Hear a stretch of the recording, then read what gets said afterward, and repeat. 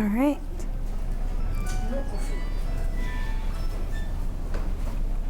Good. All right. Walaikum salam, namaste, hello. My name is Pallavi Agarwal, and we're here to talk about designing your Salesforce lifestyle. Today we're just gonna talk and have a very interactive session. Throughout it, please feel free to ask questions. And there will be time for later too, but throughout the slides, if you have any questions, feel free to raise your hand and chime in. All right, let's go ahead and get started. All right, just a little bit about me. I flew here all the way from the US, Washington, DC. I grew up there. I'm originally from India. I lived in India before coming to the DC area when I was a kid. I've been in consulting most of my life. I've been doing consulting since I graduated college in 2005, so very long time. And now today I am the founder and CEO of my own consulting firm focused on Salesforce. Okay. So just to give you a little bit of background about myself, just to show you why I'm talking about this topic today and designing our lifestyle, right? Like really figuring out the right fit for yourself, where you want to be, where you want to take your career, maybe pivot in your career where you're at, or feel validated of where you are today. So just as I mentioned, I graduated college in 2005, and I got lucky enough to start at Accenture right away. I'll be honest, when I started at Accenture, I had a degree in marketing and international business. So I remember when I got put on my first project for software delivery, and I was brought on to do testing. So I was a QA, quality assurance business analyst. And they handed me my laptop and asked me to join the room with a team, and they said, you're gonna test software. And I remember walking into that room, in my head, I was like, what is software? And that's how my career started, right? So the beauty of consulting firms is you can learn a lot on the job. You don't have to have the degrees and the background always. That's where also think a lot, how many of you have been on the Trailhead Academy learning through the different various modules of Trailhead? Okay, so a lot of it's like you're just learning as you go, right? That's pretty much what consulting is. You're learning as you go, and you're applying a lot of the other skills that you already might have, like communication, leadership, team player, and things like that. So I was at Accenture for a while, did a lot of public sector consulting, helped it focus on supply chain, helped build logistic programs for the government of US. Then I went over to Deloitte because I wanted to check out something that was not so federal focused and wanted to be what we call the commercial practice. And I also wanted to fly around the world because they tell you in consulting you get to be on a plane a lot, right? So in my Accenture days, I was local, I lived down the street, I went to the same office every day. So with Deloitte, I actually got introduced to the consulting practice of commercial, and I started getting more integrated into the financial sector. So Bank of America, one of our big banks out there. And then eventually I was like, consulting's not for me. I'm getting tired, I'm getting burnt out, I'm working 60, 70 hours weeks. I've canceled my birthdays for the last 5 years. I never see my friends. I don't have time for anything else. So I actually took a 2-year break and tried to rediscover my life. And during that 2-year break, I did a full-time MBA, and I moved out to California. And during that time, I was like, what do I really want to do? So I had always been in consulting, so I explored corporate jobs. So actually getting internships in an organization, not coming in as a consultant. And through that practice at Disney and Fox, I got introduced to business analytics, like business intelligence. I got introduced to mobile apps, live streaming. As much as I was having fun learning about new products and new technology, I hated corporate America. So that gave me a chance to know what I didn't like. So when I graduated with my MBA, I was like, I miss consulting, but I want to do strategy consulting because it's so cool. After MBA, everyone does strategy consulting. I used to do software delivery consulting. So I went to San Francisco and I found a firm, Verity Consulting, where I focused on strategy consulting. And I was working with top Silicon Valley firms, helping them do cloud CRM implementations for SAP, strategizing, working with what we call the C-suite, right? The CIOs, the CTOs, sitting in a room with them. And I hated it. I missed building the systems. I missed building the systems so much because we can talk about it, but if there's no end result and there's nothing tangible, what are we doing, right? So I was like, okay. And that was also my first introduction to this thing called cloud, because I had been in ERP all my life, building Oracle, PeopleSoft, you name it, I worked on it. And I was like, man, I'm still sort of young, but I'm archaic. If I stick with ERP, I got to figure out this cloud thing. And so I moved on to a different company in San Francisco called Pierce Washington, and they focus on something called Oracle CPQ. I had no idea what CPQ was, but with my background, I convinced them to hire me. And then I started learning about CPQ. How many of you know what CPQ is? Okay, so I didn't know either, and it's completely okay. So CPQ is configure, price, quote. It's a very order management heavy system, and it's also part of Salesforce today. So there's Salesforce CPQ as well in the e-commerce practice. So I did CPQ there, and then I was back to building products and enjoying consulting. But then I wanted to come back to my family in DC. So at that time, Pierce Washington didn't do remote work.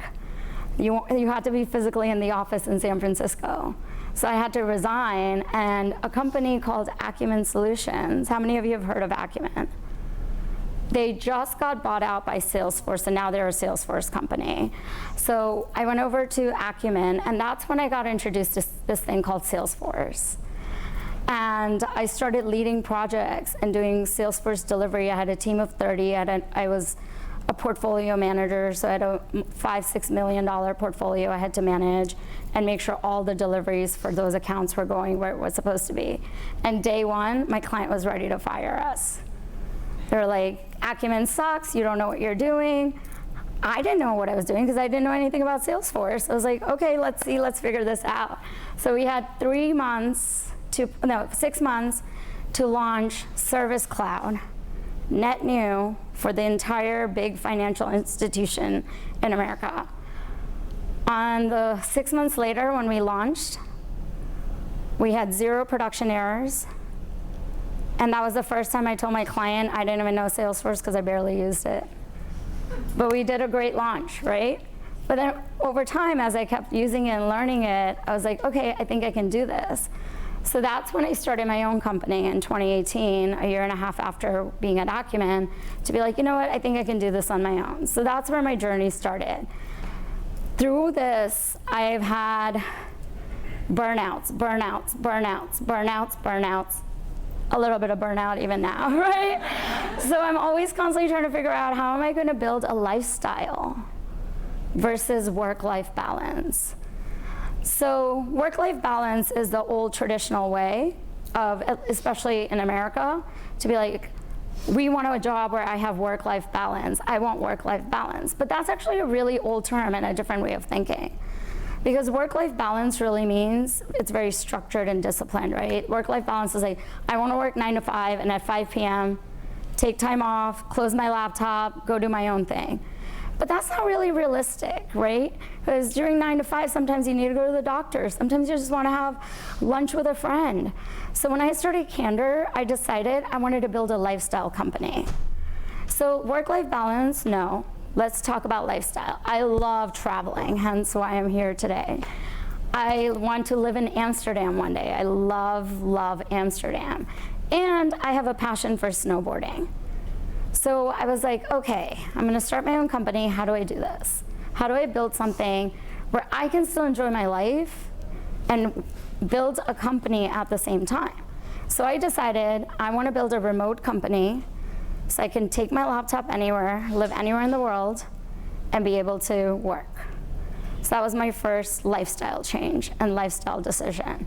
Second was, okay, I want to have enough clients globally, so it gives me an excuse to want to live in different places.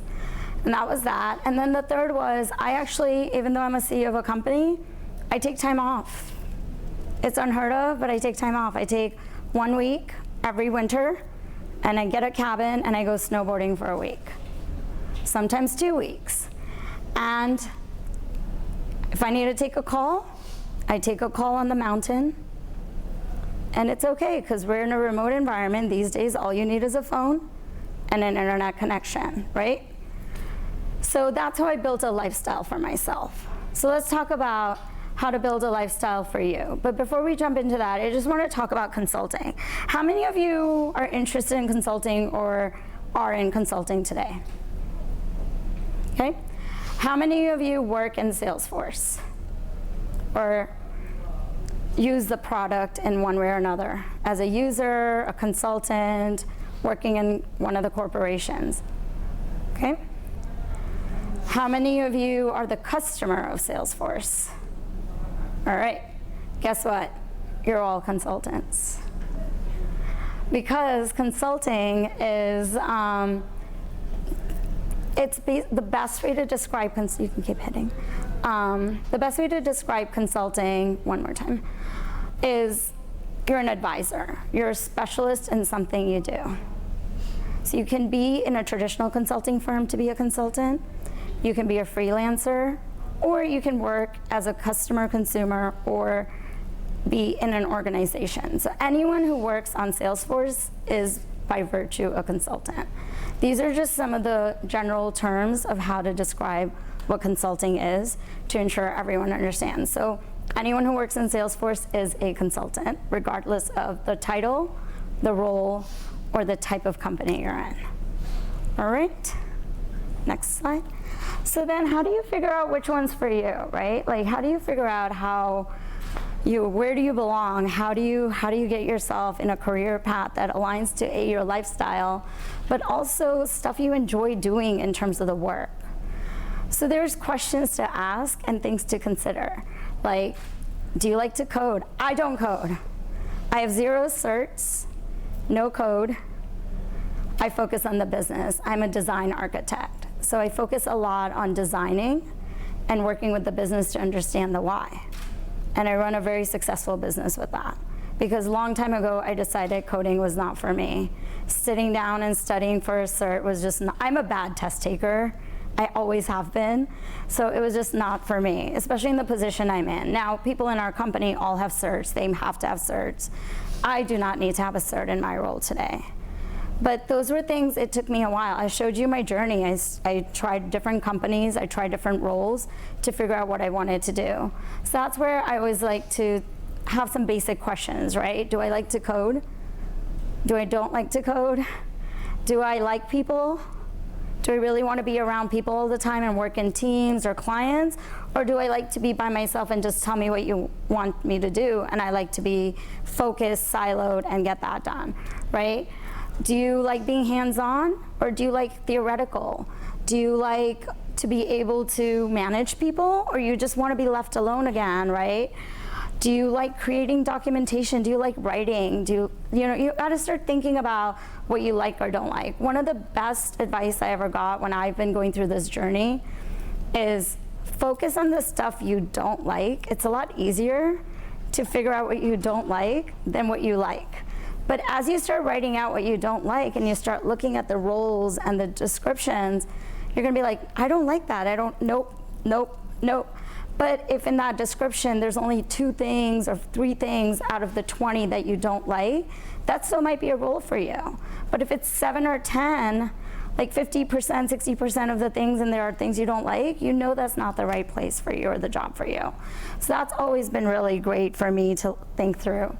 Another thing is, one of the things we've been talking at Salesforce with the design team especially, right, is there used to be that traditional track of admin, developer, architect. Now there's BAs. Now there's UX, UI designers. Now there's strategists. There's just so much. So you really got to figure out, where do you want to see yourself? What do you enjoy? And the beauty of this journey is, as you saw, I've been doing this for too many years now. I think I should retire soon. But it took me a long time to figure out what I wanted and where I fit. A lot of it was I realized what I didn't want. And the more and more I focused on what I didn't want, it became more clear of where I needed to be to not have the things I didn't want. So again, like finding your path, right? One is figuring out what type of stuff you enjoy doing on a day-to-day. Because, you know, as much as we like to have a lifestyle or work-life balance, let's be real, we spend 70% of our lives in the work that we do. So it has to be important where you enjoy it. Like the way we built Candor today is you should be happy coming to work every day. You should enjoy the place you're at. Another piece of advice I got from my mentors was find the companies that are waving your flag before you even join them. They're so excited to have you. That's the place you want to be. One, they're excited to have you, but they also have the role for you. So the way we hire in our company is to bring you onto our core team, you write your own job description. And then you submit it. And then if it fits all our needs, you're hired. Because it's important for you as a person who's in your job 70% of your life to be where you want to be. And that 30% thinking about the 70%. Huh? 30% thinking about Right, exactly. So this is like one of our core things, right? And it's not just about the job you do. You have to think about like, what are the things you enjoy that are important to you? So I can tell you most of my core team, I can tell you their schedules. So some of our core team is like, okay, 3 to 6, that's when I pick up my kids from school and spend time with them, and then I can log back on. We work around that. That's building a lifestyle, right? Not work-life balance. Others are like, we're not morning people. We like to start our day off late. I'm not a morning person. I started an entire company just so I don't have to wake up early. So, you know, like figure out your lifestyle. Like my calendar, no one's allowed to book before 10 a.m. my time. Because at 9 o'clock I walk my dog and I clear my head before I start my day, and that's important to me. So what is important to you? Like some of my team members, they take an hour for lunch, they go for a walk, they have coffee, they do whatever, but they're not available. So that's what I'm talking about. Like find your path, find your lifestyle that you want to build. The work will always be there. But then there's different ways to find that lifestyle, right? One is, as I mentioned, the traditional firms, which is, can you go back? The traditional firms, right? Which is like Deloitte, Accenture, any traditional consulting firm. I use those because that's where I work. Freelancers, that one's a little tricky one, because to be a true freelancer and to really be able to have that freelance lifestyle, you must have experience and you must have solid experience, right? I would not recommend being a freelancer for anyone who's new, who's still learning the product. I would recommend you first try traditional or in-house corporation, and then eventually you can move on to freelancing. Freelancing is a little challenging at times, but it's also very flexible. A lot of people, I know freelancers. I had a freelancer on our team in my Accenture days who's an Ironman. So he would do his workout in the morning, come to the office, and then be gone for 3 hours again for his training, come back, and then do that, right? But he was a freelancer, so he was like, this is my schedule. If you want to hire me, this is how I operate.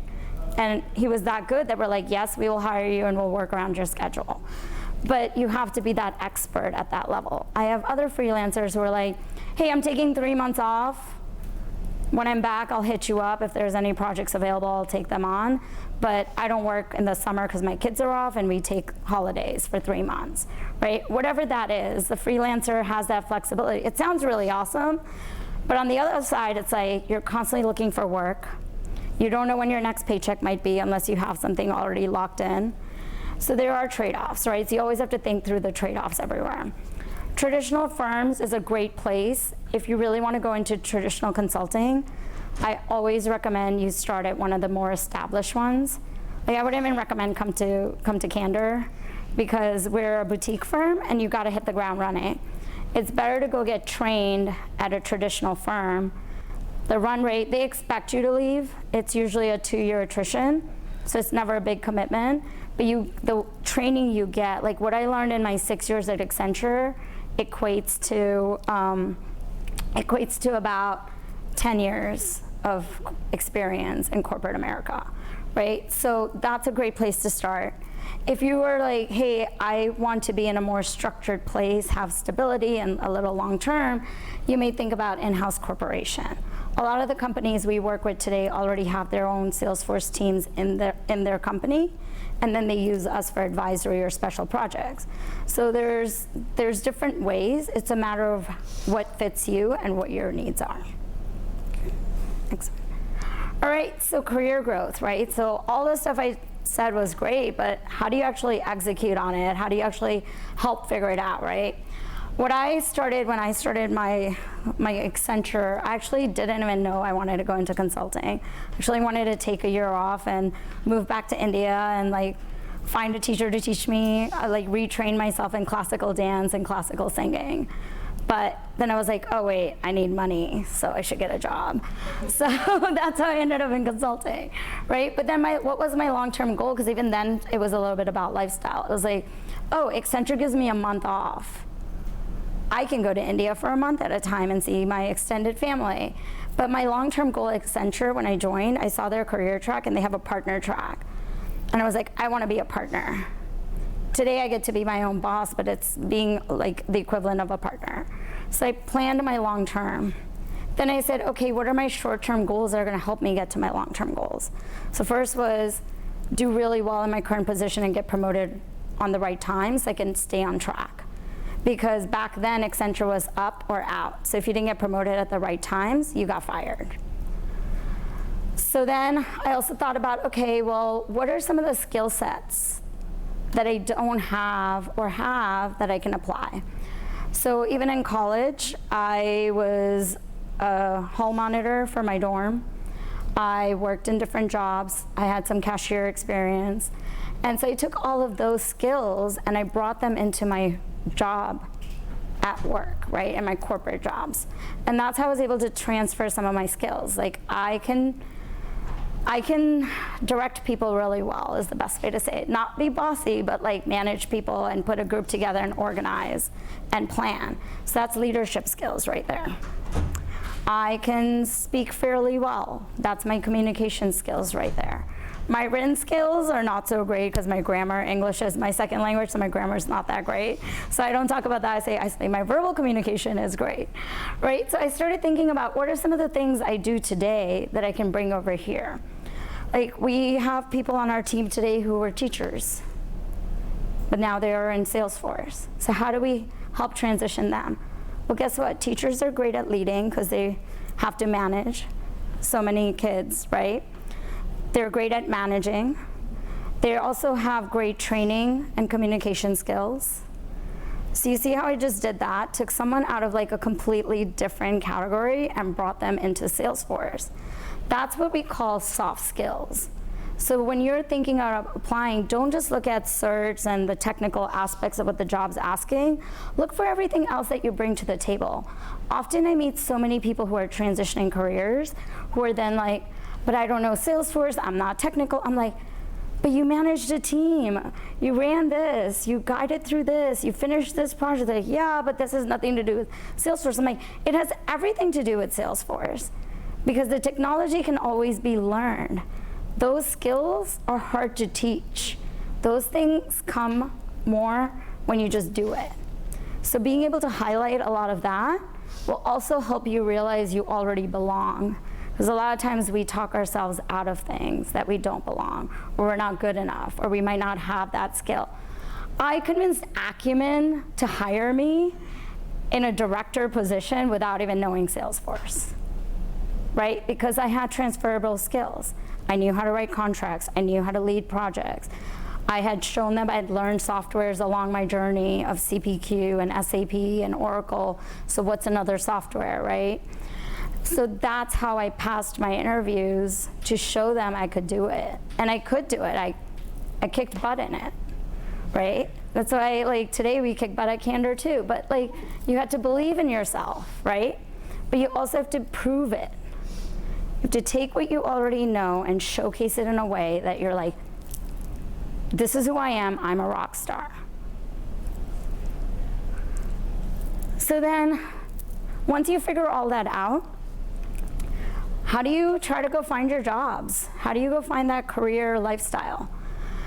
Networking. What you guys are doing today, congratulations, because this is it.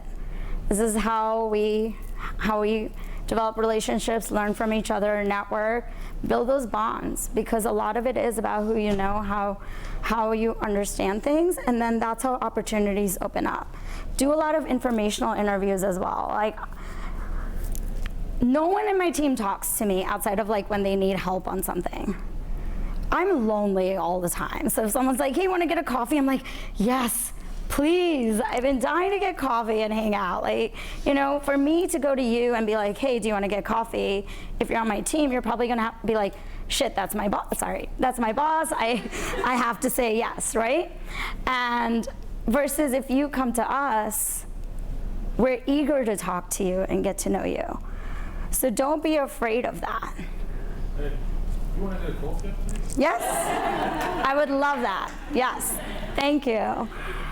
I did that with one of the CEOs at Accenture, and she's now my mentor. And I was a year and a half in my career at Accenture. I was nobody, and I just asked her if I could have 15 minutes of her time. And that's how it all started for me. So, you know, just that networking, asking for coffee, asking for information from them will also help you understand the roles, because sometimes reading things on paper is harder to understand than actually talking to someone. And there's so many people at this conference from all over the world. Talk to them. You'll get different aspects and different experiences, and it will really help you. So that's what I would say, networking is the key. Also, peers. There's so many times I don't know everything that I reach out to my peers to be like, hey, can you help me understand this piece or that piece? Because everyone has different knowledge. So sharing that knowledge also makes a huge difference. So I know we're running out of time because this talk is usually longer. Certs versus work experience, it's both. People always ask me, do I need more certs or do we need work experience? Some people also ask, hey, I'm new, I don't have any work experience. How can I show them I have work experience? Create your own project. Take a problem that you know is out there, or even for the company you're interviewing, you know what they're trying to resolve, and create it in a sandbox to show off the skills you've learned from the certs. Because it's really about, it's not about can you study and pass an exam, it's can you apply the knowledge. So if you can showcase how you apply that knowledge, even in your sandbox or mini projects and creating that portfolio, it really makes a difference. Obviously, always start with the admin cert, but then really based on your questions and how you choose your career, choose that track. But what I also encourage our team to do is take the other certs, or at least study for the other certs, even if that's not the track you're going to help you get like visibility and understanding across the board. So you can also understand each other when you're working in teams and peers. And a lot of people think they have to start as an admin, like a Salesforce admin, to kick off their career. That's not true. You can actually start your career as a BA, a designer, an architect. It just really depends on what your skills are, what you enjoy, and how you can apply it all. Right? We'll share this deck. There's definitely quizzes you can take and learn more about finding your career path, so I'll share that. And then, thank you. Sorry I rushed, we ran out of time, so thank you. So, can I have 2 minutes? Okay, we have 1 minute at least, so any questions or comments? I have a more peculiar case, according to your experience. What do you think about someone who likes to code, and likes speaking to people, and also likes managing? How do you deal with that? That's what we call a lead developer, lead architect, or a lead technical expert, right? So once you gain the skills to know what you're doing, like coding well, working with your peers, showing that you're a team player, showing you're a leader, wherever you're at, that's where you can grow in the organization. Or once you feel like you have enough, then you can potentially look for another role in that sector. But those exist. We have tons of those. Yep. Okay.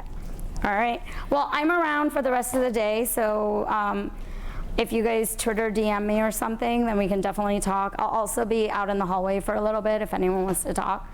But thank you, thank you. Such an amazing presentation. Thank you.